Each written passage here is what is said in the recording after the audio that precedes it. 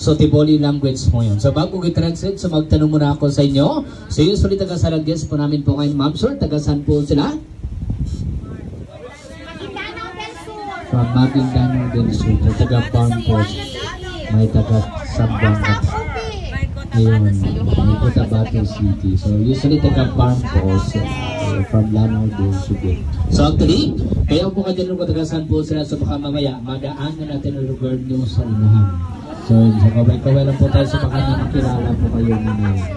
So, biro lang po natin, lagi po kayong handa. So, sabi ko na, good morning everyone. Welcome to Punta Isla, Sinapur Lake Resort, Juvenile Lake Cebu. So, welcome to the Supper Capital of South Central Mindanao. This is the Tiboli Homeland Lake Cebu. So, this tour takes 45 minutes to 1 hour per hour to iikutin natin ang buong lake. And makikita pa natin ang 5 po na islands at 7 po na islets po. So, by the way, I'm your tour guide for today. My name is Silbert Ganama, pure-blooded Tabolin. Our captain for today is Kuya Wilmar po. So, ikutin natin ang buong lake. So, the town of Lake Cebu is blessed with 3 lakes. Wala po kaming 3 lawak po dito. So, sa ngayon, nandito po kayo sa Lake Cebu. Ito yung malaki among the 3. Ito yung may lawak na 354 hectares po. So, ang pinakamalalim na portion ng itong lake located at the front of the resort kanina. O doon po sa gitna, with approximately 180 feet. So, malalim ang lake panahin po dito dahil po sa kanyang shape or hugis po nito na parang pabaliktad po ng vulkan. So, sa pinakagitna, yung malalim po ng pollution po. So, ang unang po una natin makikita ay malaking bundok na kita. So, that is island. So, kung saan nakapatong yung word na Camdol Lake Cebu. So, Camdol, that is our tagline. So, Camdol, it means moving. So, moving forward, Lake Cebu toward the better future po. So, Camdol Lake Cebu ang nakalagay po doon. Yung sumunod sa letter M, letter T po yun. Kasi nakalipas sa taon, malakas po yung hangin po dito. So, kaya T na nga yung letter T. So, hanggang ngayon wala pa po sa Camdol Lake Cebu po. So, baka may makita po tayo mamaya. Balik natin. So, yan po. So, guys, sabi ko na, yung malaking bundok island po yun. So, po tinatabilang tabuo sa mga taboli. So, dito po sa island, walang malaking store, walang mall and hospital. So, the people in the island, kailan po mag-cruise po ng lake, going to the mainland para sa walang pangangailangan. By using the small motor o na tinatawag po. So, Omar Bangka, yun po ang kalaborong transportation, going to island, going to market. So, later on, makikita po yun po natin. So, Omar Bangka na tinatawag.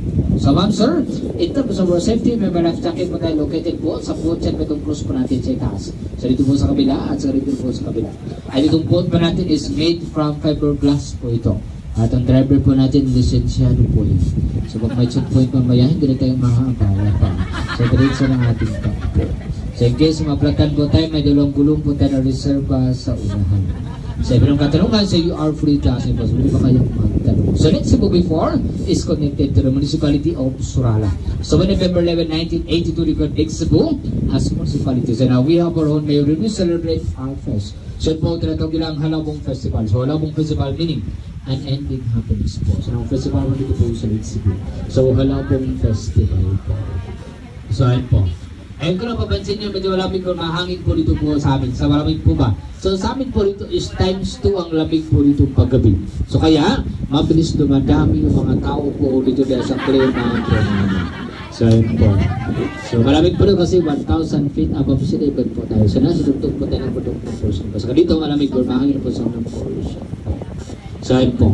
So, Lake Cebu is a watershed po. So, dito po sa Lake Cebu, meron pong 103 po na supply po na spring. So, 30 po doon is nagamit na pang watershed po. At saka meron pong 40 po na river. At itong malalaking lake located po sa population. Meron pong 7 lake located in Barangay de Lake Cebu po. So, Lake Cebu is the major source of water irrigation going to Southcon and Sultan.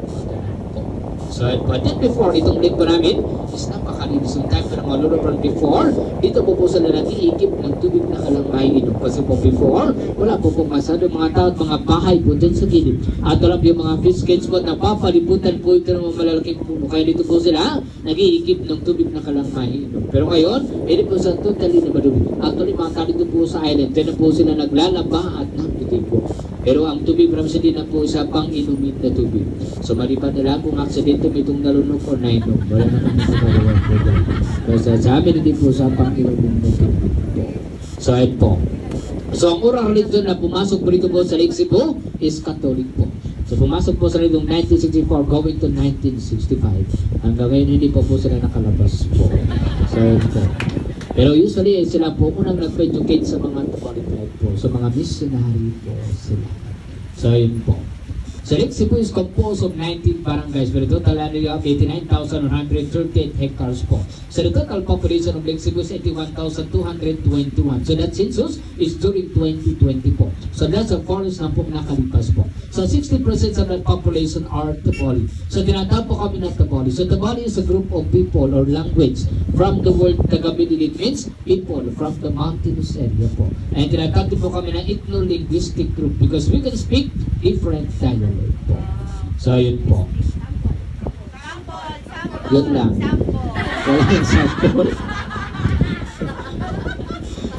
So yun po. And then dito po sa amin sa Lake Cebu, malakas ang signal ng globe at saka smart po kasi may dalawang tower po kami nandun. So malakas ang signal ng globe at saka smart po. So mahina yung sun po dito kasi palaging umuulan. So katulad lang masyadong sunlights po. So kaya mahina po siya. So yun po. So dito po sa island, may kuryente na po yun sila. So nagkaroon po sila ng kuryente last year lang po, November 11. So bago lang. Usually nakatira, mga Taboli po hindi sila. So bayan sa Laguna, meron po kami tatlong lawa po rin. So unang lake, nakita po ninyo, yung last na pocket po dito going to the 7th waterfall, so that is Lake Lahit. So ang Lake Lahit, may lawak po yun na 24 hectares. So that lake, there is no fish cage po. Sa unahan po yun. The second one, located at the top of the falls, number 1. So buong tinatawag nilang Lake Sorotan.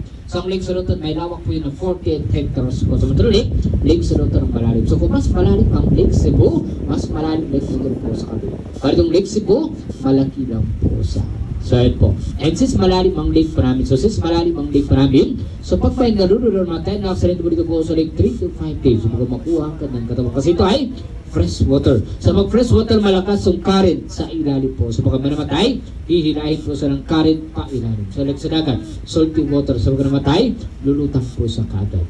So kaya dito, medyo mahaba-haba yung bakasyon mo sa ilalim. So 3 to 5 days po. So parang na-short quarantine ka lang. So ayun po. Pero po sa kabila, ay doon po yung napapansin nyo, may all unfinished building po doon na bahay na may dalawang cook on natin. So that is ay doon also. So yun po, tinatawag nilang tuko panig. So ang tuko po sa aming mga Taboli is end or tulo. So makaisipin nyo na tuko na lizard o tiki. So sa amin, tuko is end or tulo po. At sa kabila, sa may dalawang cook na natin makatabi is na tuko kling. At sa kabila, tuko tanga po. Usually, ang mga island pa rin po dito is taga-Jensen ng Mahanari. So usually, taga-Jensen po.